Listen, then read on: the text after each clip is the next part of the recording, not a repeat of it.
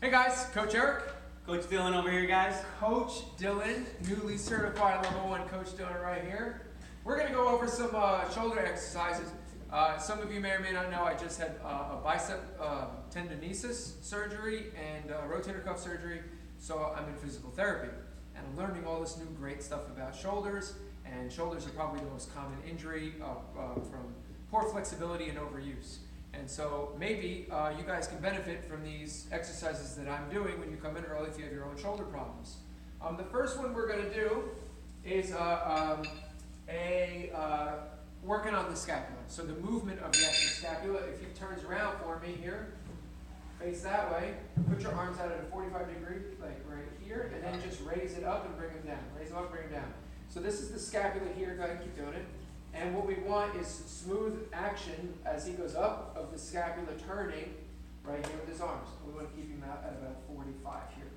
And the more he brings his arms forward, the more they're straight in front of him, the more of his bicep tendon is recruited, which can actually be bad if he's got a sore bicep tendon. So what I'm going to do is I'm going to give him these weights. He's going to have his arms straight out in front of him, and he's going to tighten his core, and he's going to think about his scapula, right? Your shoulder blade. And he's going to think about that shoulder blade rotating as he brings the weights up at a 45 degree, arm straight out in front of you, and think about coming down here and scooping up with your scapula. You only have to go to about the hairline. His hairline's a little taller than normal people, so, right? And so when I come back here, you guys can't see back here, but we're looking for the scapula to have smooth gliding with the other muscle surfaces in the back. Feels good. So this is a great exercise to improve scapular mobility and also strength of the posterior rotator cuff. I like it. Okay, cool. The next one we're going to do is we're going to put him on the ground, and we're going to work on the serratus muscles. So he's going to be on all fours, on his knees, his hands in front of him here. And right in this position, what we want him to do is tight core, and he's going to take this arm, and he's going to come straight out in front of him here, flexing the bicep tendon and the anterior rotator cuff. And then he's going to bring it back down. And then he's going to switch to the other side. Now, I can only do this. I'm not strong enough yet to do this in a plank. My shoulder is still too messed up. So if this is easy for him, he can go into a plank and do the same thing.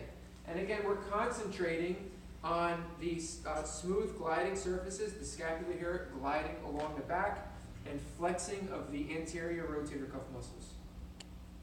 And he's going to try and take his time. He can even hold it out in that position. You see, it's actually quite difficult. Now, what's great about this is we're improving the shoulder's ability to stabilize the core. Where does that come into effect? How about any motion that we do overhead? Overhead squats, handstand push-ups, and handstand walking. The more we can stabilize our body in that position, the stronger that we'll be. And the more difficulty that we have stabilizing, the more prone we will be to injuries, right? And some sort of recovery. Okay? The next one we're going to do, we're going to come over here. Evil Dylan is filming. We're going to go over to the wall. I'm going to put Dylan in front of the wall right here. And you guys can look at my back. I want him here with his palms turned in. Right? This is so that we're not putting too much stress, external rotation on the bicep tendon here. And all he's going to do is a wall slide. So he's going to not touch the wall, and he's going to bring his arms up and his arms down. And this is all he's going to do right here. Right? And so what we're working on here is overhead flexibility. And again, smooth. I want him to think about his scapula moving and rotating and gliding and sliding with the rest of his body as he goes up and down. And he can literally just do 10 to 15 of these, rest, shake it out, and come back and do it again. Cool? Okay. Follow me over here. Dylan, you can stay right here for me. This is probably my new favorite. Dylan's going to get on his back. On right here, right? He's going to put this down his spine. So this is going to go lengthwise down his spine. Okay? And what I recommend when you get on here first is like 60 seconds. Let your body kind of like sink and melt over the round surface of the foam roller. He's going to take one of his arms straight out. We're going to start from here because we want full range of motion of the anterior and posterior rotator cuff. And he's going to come up as far as he can, thinking about his scapula. He's got great range of motion here. And he's going to come back. we want to try and avoid too much thoracic extension. We don't want his abs to move. We want it to be all here. And you can do that 10 to 15 times per arm. You can do both at the same time, which is more challenging. It's challenging to do both and not get thoracic extension. So you see he's much more limited range of motion when he does both, which is why we like kettlebell snatches and dumbbell snatches, because with one arm your body will compensate a little bit better and you can get that one arm to a further range of motion. So this is an excellent exercise for that. Now all I'm going to do here is have you sit up off of this one roller, but stay down. We're going to put this at the C and the T junction of the spine. So you have your cervical vertebrae, which are here, and then you have your thoracic vertebrae, which are here. And then you have your lumbar, which is the lower part, and then your tailbone, right? So he's going to put this where the thoracic hits the cervical, which is about like a couple of inches below where the top of your collar of your shirt would be. That's where he's going to put it. He's going to put his hands behind his head here, and all he's going to do is try and get his spine to break over the foam roller. So he's going to try and improve thoracic and cervical junction mobility in his spine. That's the upper portion, and the only way to do that is over an object behind you. So you're going to come up and then press back, but don't arch this. Think about breaking, you have individual vertebrae. You want the vertebrae that are behind my hand to roll around the ball. So it's very little movement, but we're very tight here as modern 2019 people because we sit like this all day in an office chair. So our spine gets tight and our rhomboids get extra stretched out. Cool? You want to pause that for me? Okay, we're back. We got two more. Come on over here, me, Dylan. Okay.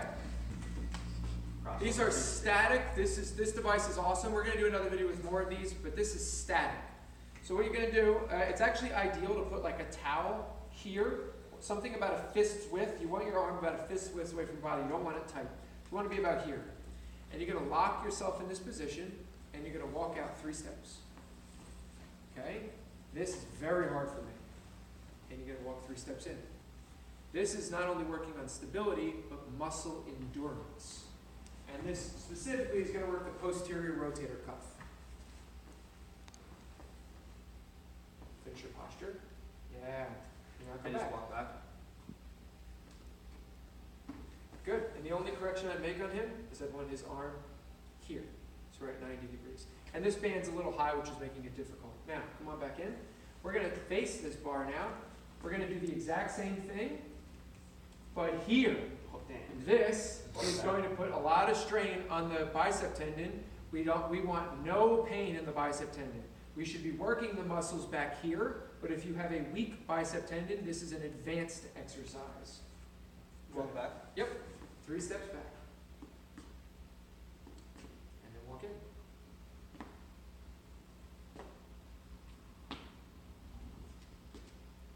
Difficult, right?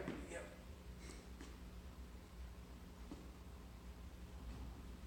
All right, last one. Last one for today, guys.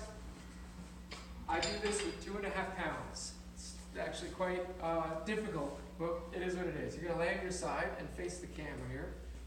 Like on your side.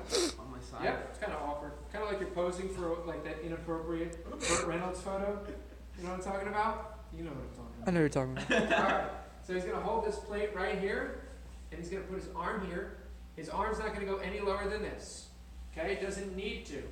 And he's going to rotate his arm up to here, and then back down. Don't move your wrist. Just use your shoulder muscles.